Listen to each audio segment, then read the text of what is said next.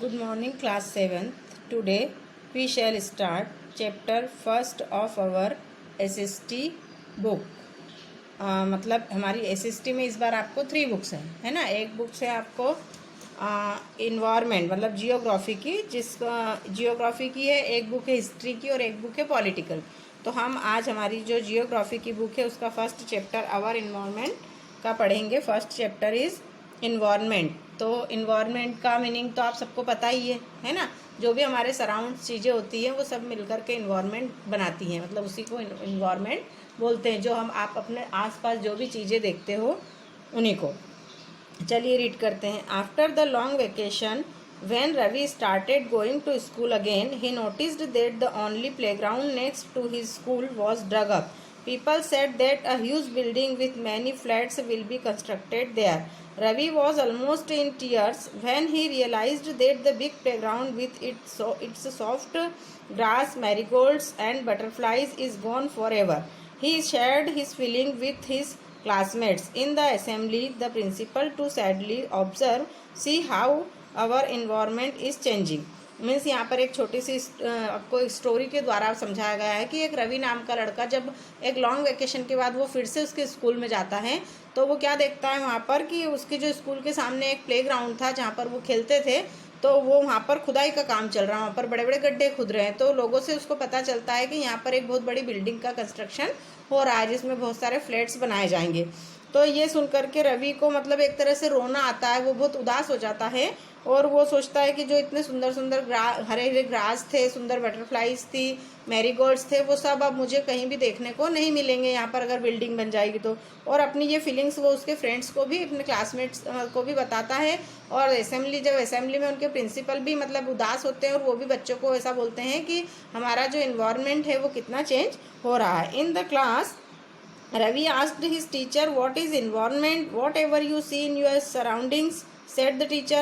फिर बच्चे क्लास में जाते हैं तो रवि उसकी क्लास टीचर से पूछता है कि मैम इन्वायरमेंट क्या है। तो उसकी मैम उसको बोलती है कि आप अपने आसपास आप अपने सराउंडिंग क्या क्या चीज़ें देखते हो। Ravi thought aloud, "That means the school building, tables, chairs in the classroom, even then that open field, the road, the garbage, my friends, all are part of our environment." तो रवि कुछ सोचता है और फिर वो जोर से बोलता है कि आपका मतलब है कि ये school building, table, chair, classrooms, यहाँ तक कि जो खुले खेत हैं, है ना, फील्ड मीन्स खेत, और रोड, गार्बेज, मेरे फ्रेंड्स, हम सब क्या इन्वायरमेंट का पार्ट है।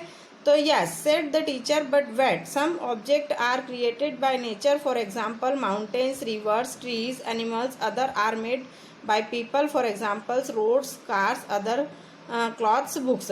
तो फिर उनकी टीचर उनको समझाती है कि हाँ बिल्कुल सही है, जो भी आपने नाम लिए सारी चीज़ें मिलकर इन्वायरमेंट बनाती है, लेकिन इसमें से कुछ ऑब्जेक्ट जो है वो गॉड के द्वारा, नेचर के द्वारा ऑटोमेटिक क्रिएट किए गए हैं, जैसे कि माउंटेन, रिवर, ट्रीज, एनिमल्स, ये सब मतलब ये सब गॉड की क्रिएशन है, ये नेचर द्वारा बने हुए हैं। लेकिन कुछ जो है वो पीपल के द्वारा, लोगों के द्वारा बनाए गए हैं, जैसे कि रोड, कार, क्लॉथ्स, बुक्स, ये सब मैन मेड द्वारा बनाए गए हुए हैं। Not now, work in pair. Make a list with your classmates sitting next to you of the creation of nature and by human beings. फिर उनकी मैम उनको एक वर्क देती है कि अब आप अपने जो क्लासमेट के साथ बैठे हो तो अब दो दो का पेयर बना लीजिए आप लोग, और आप लोग क्या करिए, एक लिस्ट बनाइए कि एक जो है मतलब एक लिस्ट में आपको जो दो पेयर में से एक को आपको बनाना है जो मैन मेड थिंग्स हैं, और एक बनाना है जो नेचुरल थिंग्स हैं। ठीक है, ऐसे उनको एक उनकी टीचर वर्क देती है। Ravi, Paramjit, Jessie, Mustafa, Asha were excited about making the list. Why is our environment changing? Asked Iqbal. It's all because of our needs. तो मतलब फिर वो जो ये बच्चों के नाम दिए हैं कि रवि, परमजीत, जैसी, मुस्तफ़ा, ये सब बहुत एक्साइटेड थे इस लिस्ट को बनाने के लिए। और फिर इतने में जो इकबाल है वो उसके टीचर से क्वेश्चन करता है कि हमारा जो इन्वायरमेंट है वो चेंज क्यों हो रहा है। तो फिर वो बताते हैं क्योंकि हमारी नीड्स के अकॉर्डिंग, हमारी क्या क्या ज़रूरत है उसके अकॉर्डिंग हमारा जो इन्वायरमेंट है वो चेंज हो रहा है।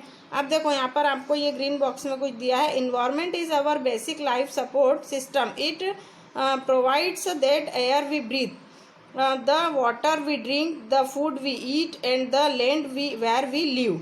मतलब बोल रहा है कि इन्वायरमेंट है जो वो एक बेसिक सपोर्ट है हमारा, जो हमको क्या क्या चीज़ें प्रोवाइड करवाता है।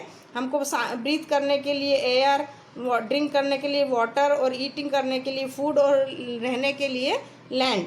How do human being modify this natural environment? The car fumes pollute the air, water is collected in a pot, food is served in vessels, and land is used to build factories. Human beings make cars, mills, factories, and manufacture containers. This is how human being modify natural environment. Yes, तो इसमें वो बता रहे हैं कि जो human है वो कैसे नेचुरल इन्वायरमेंट को मतलब मॉडिफाई करता जा रहा है। जैसे कि उसने जो मतलब कि जो हमने जो कार बनाई है, तो कार जैसे व्हीकल्स जो चलते हैं तो उससे कैसे एयर को वो पोल्यूटेट करता है। मतलब जो नेचुरल इन्वायरमेंट है उसको हम मॉडिफाई मतलब चेंज कर देते हैं कि वो ऑक्सीजन प्योर नेचुरल जो है नेचर से प्योर हवा आती है तो उसको हम पॉल्यूट कर देते हैं। उसी तरह से हमने जो जैसे कि खाने जो वाटर है उसको हम पॉट में भर लेते हैं, फिर फूड को हम सर्व करते हैं वेसल्स में, तो इस तरह से बिल्डिंग्स बनाते हैं, फैक्ट्रीज बनाते हैं। तो इस तरह से वो बोल रहे हैं कि जो ह्यूमन है उसने मतलब कि इन्वायरमेंट को, जो नेचुरल इन्वायरमेंट है उसको बहुत मॉडिफाई कर दिया है। इसी तरह से जो ह्यूमन है वो ह्यूमन बींग्स है वो कार, मिल्स, फैक्ट्रीज इतनी चीज़ें कंस्ट्रक्टेड करता है कि जिससे जो नेचुरल इन्वायरमेंट है वो बहुत ज़्यादा मॉडिफाई हो गया है। ठीक है, नेक्स्ट पेज पे चलते हैं।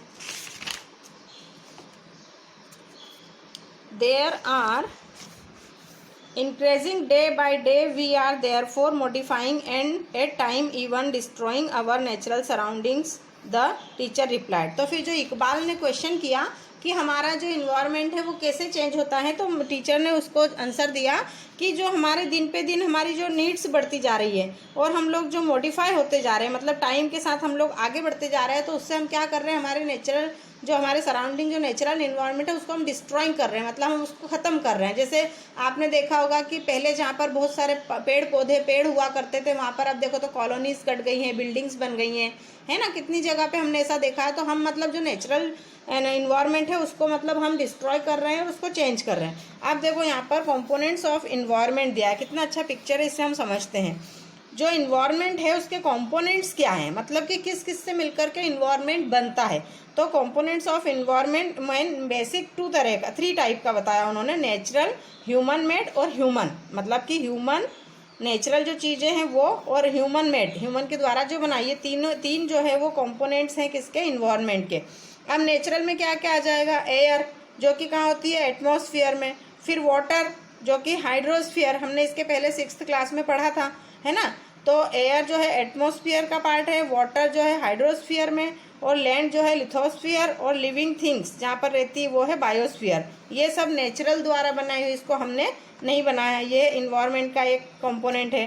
फिर सेकंड है ह्यूमन मेड। अब ह्यूमन के द्वारा क्या क्या चीज़ें बनाई गई, parks, buildings, bridge, road, mountains और इंडस्ट्रीज, ये सब ह्यूमन मेड के द्वारा बनाया गया है, जो कि इन्वायरमेंट का एक कंपोनेंट्स है। अब इसके बाद ह्यूमन में कौन कौन सी चीज़ें आती है जो इन्वायरमेंट के कंपोनेंट है। एक तो इंडिविजुअल मतलब व्यक्ति, फिर फैमिली, है ना, कई व्यक्तियों से मिलकर एक फैमिली बनती है, फिर कई फैमिलीज मिलकर के एक कम्युनिटी बनाती है, फिर कम्युनिटीज़ मिलकर रिलीजन, जो हम अलग अलग रिलीजन मानते हैं, धर्म, फिर एजुकेशनल, इसके बाद इकोनॉमिक्स, और फिर पॉलिटिकल सिचुएशन, ये सब ह्यूमन।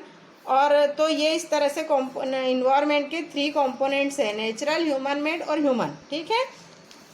अब इसके बाद हमको यहाँ पर देखो ब्रैकेट में क्या दिया है, बायोटिक और एबायोटिक। बायोटिक चीज़ क्या होती है और एबायोटिक क्या होता है, the world of living organism, example plants and animals. जो मतलब जो भी संसार में, इस वर्ल्ड में जो भी लिविंग ऑर्गेनिज्म है उनको, जैसे कि प्लांट, एनिमल, जो भी चीज़ें जिंदा है, लिविंग है, वो है बायोटिक। और अब एबायोटिक में क्या आ जाएगा, the world of non living elements, example land, मतलब कि वर्ल्ड की वो नॉन लिविंग थिंग्स जो जीवित नहीं है, जैसे कि लैंड है, तो ये सारी चीज़ें होगी एबायोटिक। ठीक है। अब इसके बाद हम रीड करते हैं, from the above conversation you understand that the place, people, things and nature that surround any living organism is called environment. It is a combination of natural and human-made phenomena, while the natural environment refers to both biotic and abiotic conditions existing on the earth. Human environment reveals the activities creation and interaction among human beings. Means वो बोल रहे हैं कि हमने जो ऊपर की activity से, हमने ऊपर के जो कन्वर्सेशन है टीचर्स के और बच्चों के, उससे हमने क्या समझा कि हमको ये समझ में आता है कि जो हमारे आसपास जो भी हमारे अराउंड जो भी सराउंड जो भी चीज़ें हैं, जो भी लिविंग ऑर्गेनिज्म हैं या नॉन लिविंग, वो सब एक इन्वायरमेंट का पार्ट है। और जो ये जो इन्वायरमेंट है ये किस किस का कॉम्बिनेशन है, natural and human made phenomena. मतलब जो ह्यूमन का और नेचुरल का जो भी मिलकर के वो चीज़ें बनाती है उसका एक कॉम्बिनेशन है इन्वायरमेंट।